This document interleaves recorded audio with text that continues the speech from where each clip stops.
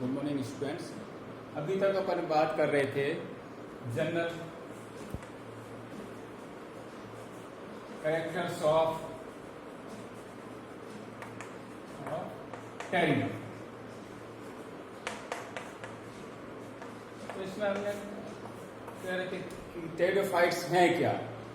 Tayron means feather like, जिनकी leaves पाई जाती हैं, ऐसे पादप जिनमें जो लीव जो होती है उनकी जो आकृति होती है, उनकी जो संरचना होती है वो फेदर जैसी होती है। मीन्स उनकी जो संरचना होती है वो पंख जैसी, पक्षियों को जो पंख होते हैं उससे मिलती जुलती संरचना वाले या जिनमें पाया जाता है संरचना, वो टेरिडोफाइट्स प्लांट कहलाते हैं। इनको वेस्कुलर क्रिप्टोगेम्स भी कहते हैं। Vascular cryptogams.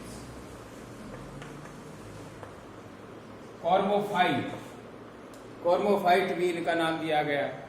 तो vascular cryptogams means first plant जिसमें वेस्कुलर बंडल्स या स्टील का डेवलपमेंट हुआ, जाइलम का, फ्लोएम का विकास इन पौधों में सबसे पहले हुआ था। इससे जो लोअर प्लांट्स थे, ब्रायोफाइट्स थे, उनमें कहीं पर भी जाइलम वगैरह या फ्लोएम जैसी संरचना नहीं पाई जाती। इनको कॉर्मोफाइट भी कहते हैं, कॉर्मोफाइट प्लांट्स भी कहते हैं इनको।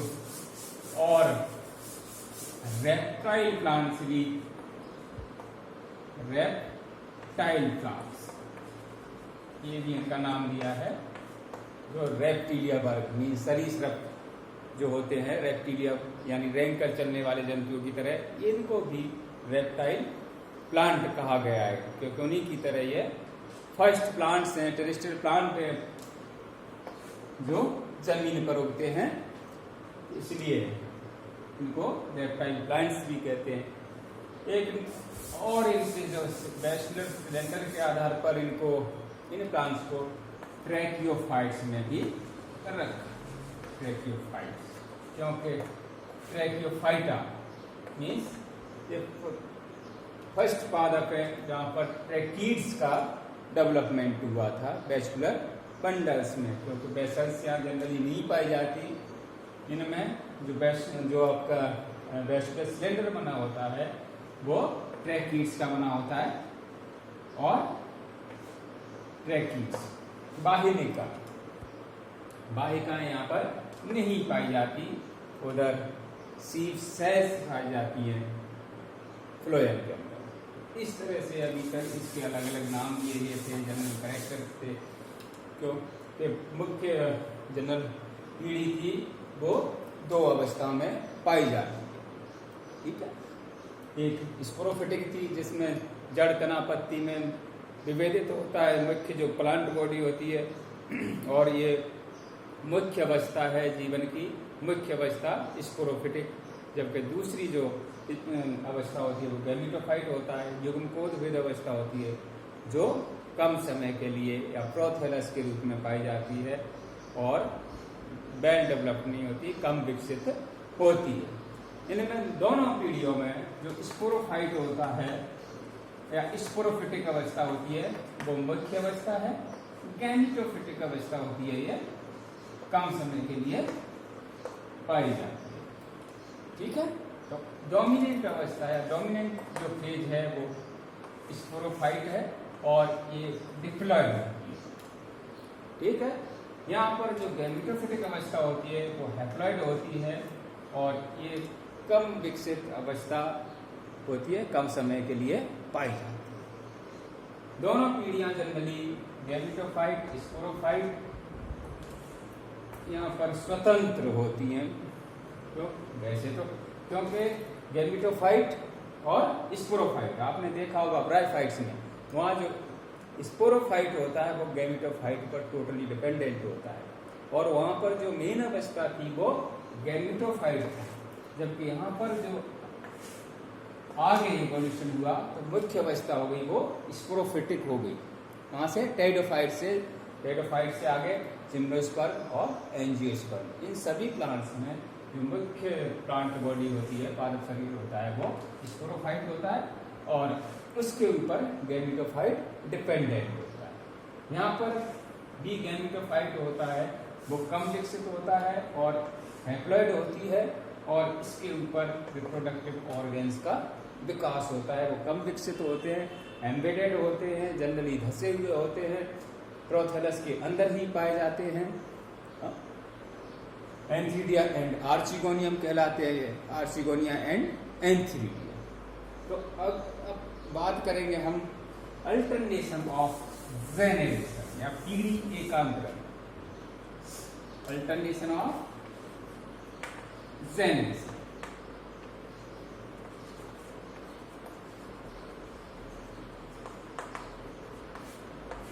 सबसे पहले इस शब्द का अल्टरनेशन ऑफ जेनेरेशन जो टर्म दी थी वो हॉफमीस्टर द्वारा दी गई थी। हॉफमीस्टर ने 1851 में इसको दिया था, अल्टरनेशन ऑफ जेनरेशन जो टर्म दी थी हॉफमीस्टर के द्वारा दी गई थी। इन्होंने बताया कि भाई जो पीढ़ियां एक के बाद एक पीढ़ी बनना मीन्स डिप्लॉयड, डिप्लॉयड के बाद हैप्लॉयड, हैप्लॉयड के बाद पुनः डिप्लॉयड बनना, ये अल्टरनेशन ऑफ जेनरेशन कहलाता है। दो अवस्थाओं में आपस में बनना, पहले स्पोरोफाइट, स्पोरोफाइट के बाद गैमेटोफाइट, और गैमेटोफाइट में पुनः फर्टिलाइजेशन होकर के जाइगोट के द्वारा, जाइगोट से आगे स्पोर वगैरह या उसमें डिवीजन होकर के और पुनः डिप्लॉयड अवस्था बनना। इनमें बैक टू बैक दो अवस्थाओं के जो चलता रहा बैक टू बैक, एक पीढ़ी से दूसरी पीढ़ी का बनना, यही अल्टरनेशन ऑफ जेनरेशन कहलाता है। हॉफमीस्टर ने सबसे पहले मियोसिस की खोज की थी 1894। उन्होंने बताया कि जब कोई डिप्लॉयड सेल से जब इसमें मियोसिस होता है तो उसके द्वारा 4 हैप्लॉयड सेल्स बन जाते हैं। ठीक है, तो यहाँ पर जो मुख्य अवस्था है या मुख्य जो पीढ़ी है वो स्पोरोफाइट है। मुख्य पारक होता है स्पोरोफाइट। स्पोरोफाइट पर अपन कह रहे थे रिप्रोडक्टिव संरचनाएं बनती हैं, जनरली स्पोरेंजिया बनती हैं। क्या स्पोरेंजिया जो सिनेंजिया में हो सकती हैं, स्पोरोकार्प में हो सकती हैं, सोराई में हो सकती हैं, अलग अलग संरचना बनती हैं जिनमें स्पोरेंजिया का डेवलपमेंट होता है। स्पोरेंजिया में स्पोरोजिनस टिश्यू, स्पोरोजिनस टिश्यू या स्पोर मदर सेल्स, उनमें रिडक्शन डिवीजन या मियोसिस, और मियोसिस के बाद क्या बनेंगे स्पोर्स। क्या बनते हैं बन के स्पोर्स। तो यहाँ पर स्पोरोफाइट है वो हो गया डिप्लॉयड। यहाँ हुआ क्या मियोसिस या अर्धसूत्री विभाजन। अर्धसूत्री विभाजन में क्या डेवलपमेंट हुआ स्पोर्स का। स्पोर्स कैसे हैं हैप्लॉयड, क्योंकि यहाँ पर मियोसिस हो गया, इससे इसमें जो क्रोमोसोम्स की संख्या होगी वो मेन मुख्य पादप है मदर प्लांट से आधी रह जाएगी, और यहाँ पर ये बने स्पोर्स। स्पोर्स अब ये डिपेंड करता है स्पोर्स कितने तरह के पाए जाते हैं। तो अपन पढ़ चुके हैं पहले कि जो टेरिडोफाइट्स होते हैं वो होमोस्पोरस और हेटेरोस्पोरस अलग अलग तरह की कंडीशंस पाई जाती है। 9 जेनेरा है इस समय जिनमें हेटेरोस्पोरी पाई जाती है। अगर ये होमोस्पोरस है, होमोस्पोरस है तो सारे के सारे जो स्पोर्स बनेंगे वो एक ही शेप एंड साइज के बनते हैं। अगर हेटेरोस्पोरस है तो यहाँ पर माइक्रोस्पोरेंजिया एंड मेगास्पोरेंजिया, 2 तरह की स्पोरेंजिया होती है हेटेरोस्पोरस में। यहाँ पर माइक्रोस्पोर एंड मेगास्पोर, ठीक है, माइक्रोस्पोर एंड मेगास्पोर। अब अपन पहले पढ़ चुके हैं जो माइक्रोस्पोर्स होते हैं उनका जब जर्मिनेशन होगा तो माइक्रोस्पोर अगर जर्मिनेट होते हैं हेटेरोस्पोरस कंडीशंस में, तो इससे बनेगा मेल प्रोथेलस। क्या बनता है? Male prothallus. अगर ये मेगास्पोर है, जर्मिनेशन हुआ, क्या हुआ?